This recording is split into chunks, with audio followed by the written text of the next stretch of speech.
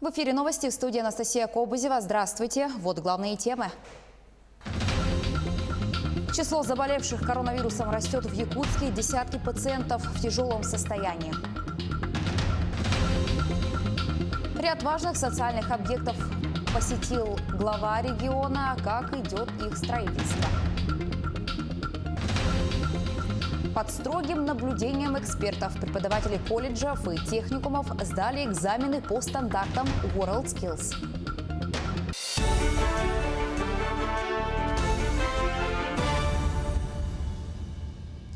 «57 новых случаев COVID-19 выявили в Якутии за минувшие сутки, 49 заболевших в Якутске, 2 в Хангаласском районе, по 1 в Намском, Нюрингринском, Сутарском, Татинском, Тампонском и Чурапчинском районах. На сегодня 31 пациент с коронавирусом находится в тяжелом состоянии. 9 человек подключены к аппаратам ИВЛ.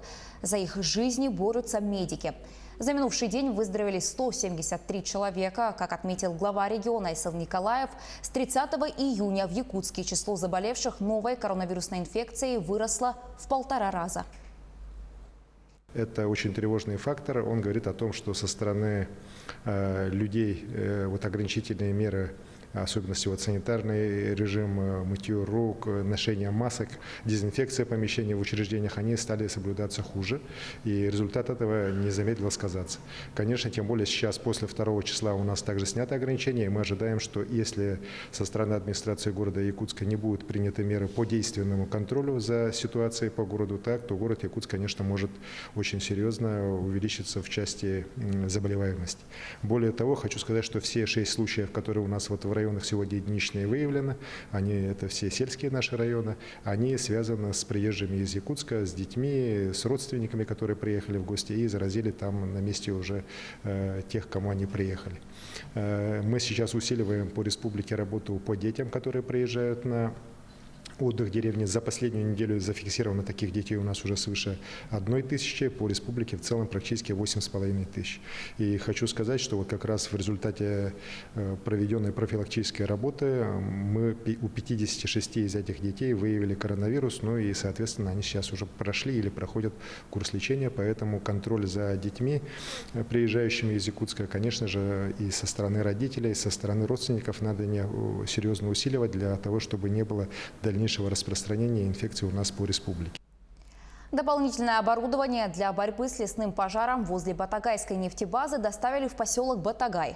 Также накануне в населенный пункт прилетели специалисты Якутлесресурса, Саханефтегазбыта и службы спасения.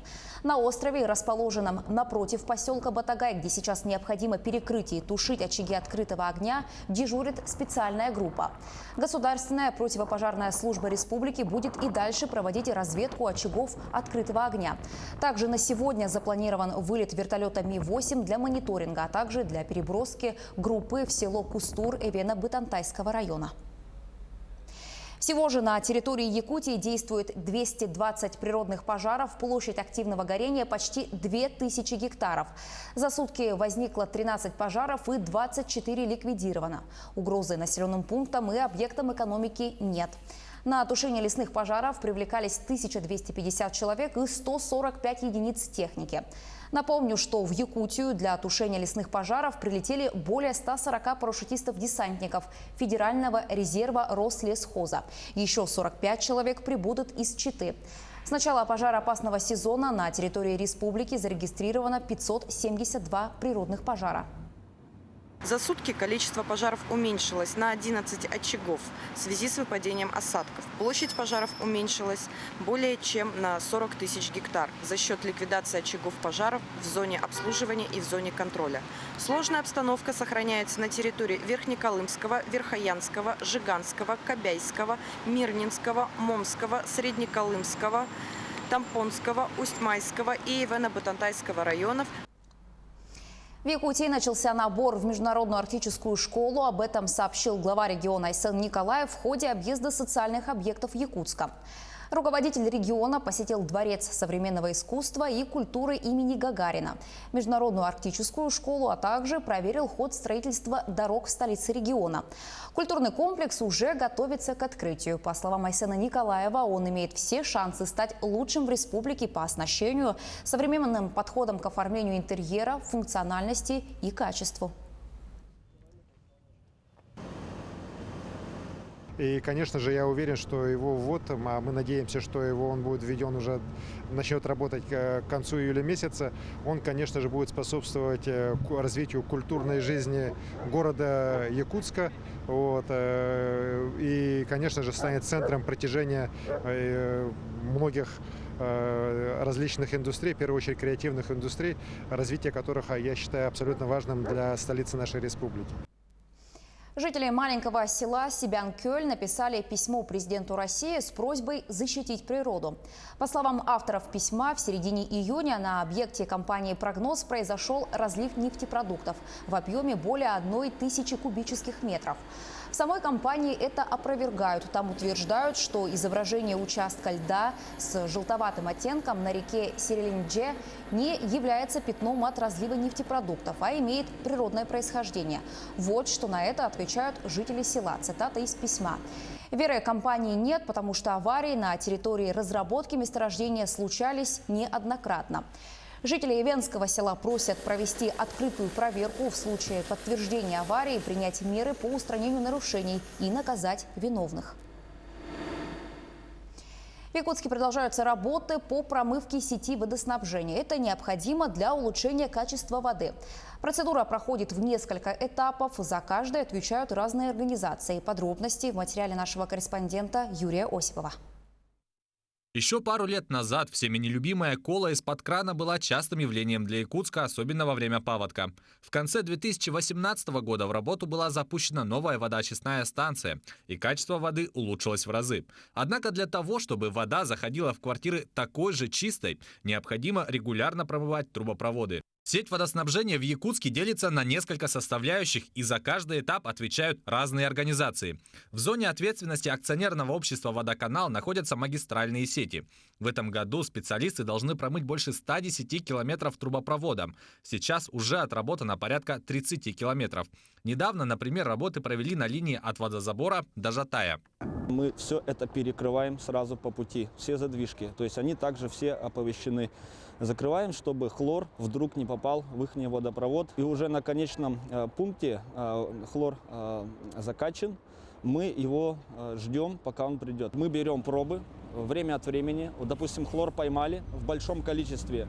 Наш лаборант проводит исследование, чтобы была допустимая норма. Как в пределах допустимой нормы она выходит, все, также мы все делаем, только уже по пути обратного следования. Следом за магистральными трубами идут внутриквартальные сети. Ими занимаются теплоснабжающие организации и компании-транспортировщики. К работе они приступают сразу после того, как будет промыта магистральная линия, и Роспотребнадзор даст соответствующее заключение. Одна из таких организаций – Якутская ТЭЦ. В этом году они начали промывку одними из первых. Запланирована промывка холодного водоснабжения около 144 километров, горячего водоснабжения около 86 километров. Промывка холодного и горячего водоснабжения осуществляется по графику, согласованный с Роспотребнадзором и с АГХ. Первый этап – это гидрокневмопромывка внутриквартальных сетей холодного и горячего водоснабжения. Второй этап – это и сама дезинфекция. Завершают этапы промывки управляющие компании и ТСЖ. В их зоне ответственности внутридомовые водопроводы, по которым вода попадает в квартиры. Осознавая всю свою ответственность, мы, управляющая компания, тоже начали работу по промывке внутридомовых сетей. Помимо промывки у нас по домам у ввода устанавливаются фильтра грубой очистки, грязевики и держится на постоянном контроле и постоянно чистится. У нас пока промыто 10% на обслуживание 142 дома. Обслуживаем в 5 округах города Якутска. От качества промывки на всех этапах зависит качество подаваемой воды. В прошлом году водоканал обращался в администрацию Якутска с просьбой включить промывку внутридомовых сетей водоснабжения в график подготовки к отопительному сезону. Это бы позволило намного лучше контролировать промывочные работы на всех этапах. Однако с принятием решения администрация города пока не торопится. Нормы контроля нет. То есть в акте получения подготовки к отопительному сезону, готовности дома, нет графы промывки сетей, водосетей. Соответственно, проконтролировать это путем нормативного акта невозможно. Осталось только горожанам контролировать, как все это дело делается. Мы, в свою очередь, предприятия, которые подают чистую воду, конечно же, заинтересованы, чтобы эта вода попала в краны всех горожан. Поэтому прошу включиться граждан. Как правило, промывка и дезинфекция проводятся в ночное время. О ближайших запланированных отключениях воды в связи с промывкой магистральных и внутриквартальных сетей можно узнать на сайте и странице Instagram акционерного общества «Водоканал». Каково это — уходить в навигацию на 6 месяцев, полгода не видеть семью? Практически каждый речник знаком с такой проблемой. Но только не династия Бабенко. Вся семья в полном составе уже давно работает на теплоходе «Владимир Герасимец». Наши коллеги побывали на судне и познакомились с семьей. Теплоход «Владимир Герасимец» – образцовое судно, так считает руководство «Алроса» Лена. А все дело в команде. Капитан опытный, помощник тоже. А главное, здесь работает семейная династия из 3 человек. С супругой мы работали давно еще в Островской рэп-флота. Она поваром пришла, и мы долго работали в Островской рэп. Она на протяжении 20 лет. Ну и потом, когда я пришел в судоходную компанию «Алроса» Лена в 2005 году, в 2006 году она пришла тоже. И вот так мы работаем. Все равно вместе лучше, потому что полгода без выходных, вот семью не видишь, а так мы вместе с семьей работаем, как-то полегче. Я уходила, 2 года не работала, вот в этом году опять пришла. Поэтому вот решили с мужем еще маленько поработать. Если Татьяна отвечает на судне за быт, уют и просто заботится о своих домашних, то сын Андрей выбрал профессию по другим соображениям. Все детство он наблюдал за отцом и так влюбился в речное дело. Позднее, волею судьбы, они стали работать вместе. Все-таки интереснее как-то, и всегда помощь подсказывают, тем более, когда отец, если начальник, многому научит. Как дальше повернется судьба династии, не знает никто. Но одним фактом они уже вписали себя в историю судоходства Якутии. На 3 членов семьи приходится порядка 76 лет речного трудового стажа. Ксения Исламова, Роман Токмаков, Анатолий Гуськов, телеканал «Алмазный край». Музеи Якутии постепенно начнут открываться для посетителей со следующей недели. Каждое учреждение само решает, в какой день оно начнет работать. Например, музей «Россия. Моя история» в Якутске открывает двери для посетителей с 14 июня. До этого времени здесь будут идти работы по установке композиции, дезинфекции всех помещений и установке разметки. Новых залов у нас не появилось, но тем не менее мы готовили 2 большие выставки. Это «Победа-75» об участии якутян и нашей республики вообще в целом в событиях Великой Отечественной войны, помощь фронту и так далее, и так далее. Вот такая большая выставка, она у нас перенесена. То есть она у нас откроется в начале августа по планам. Также у нас по всей системе исторических парков в конце июля планируется большая выставка «Память поколений». Это, значит, Великая Отечественная война в изобразительном искусстве. Демонстрационные экзамены по стандартам WorldSkills сдали преподаватели и мастера производственного обучения колледжев и техникумов региона. За происходящим по видеосвязи следили строгие эксперты и фиксировали все нарушения. Какие новые возможности открываются перед преподавателями после сдачи экзаменов, выяснял Дмитрий Тымыров. 5 часов непрерывной работы под строгим наблюдением видеокамер. Это итоговый демонстрационный экзамен для преподавателей и мастеров средних профессиональных учебных заведений региона. Для них с 16 июня по 3 июля в здании Якутского технологического техникума сервиса проходили курсы повышения квалификации по стандартам WorldSkills. Педагоги – это мастера производственного обучения и преподаватели нашей республики. В данное время это Сунтарский технологический колледж, это Намский техникум, это техникум-интернат, Якутский технологический техникум сервиса. И один педагог у нас сейчас в данное время сдает онлайн-анализ с города Подольска. Площадка техникума выбрана не случайно, ведь именно здесь ранее проходили региональные и зональные отборочные туры чемпионата WorldSkills Russia. Демонстрационный экзамен они сдают в соответствии с кодом 1.2. Там 2 модуля выполняют. Это модуль миниатюры и второй модуль моделирования из различных материалов.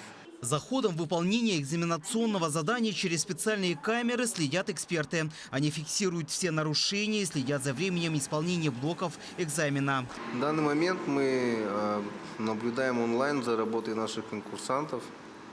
Вот у нас в данный момент их 6, 5 у нас на площадке, 1 у нас онлайн из Подольска. Вот наша работа заключается в том, чтобы мы отслеживали за качеством работы и за техникой работы. То есть свои нюансы, есть потом опросники, не опросники тестовые такие, бумаженцы, которые мы заполняем. После сдачи всех заданий экзамена участники мероприятия получат удостоверение повышения квалификации по стандартам WorldSkills, что даст им возможность обучать своих студентов по новым международным стандартам, а также представлять свое учебное заведение на чемпионатах WorldSkills. Дмитрий Тымыров, Григорий Николаев, Якутск. К этой минуте у меня пока вся информация. Не переключайтесь.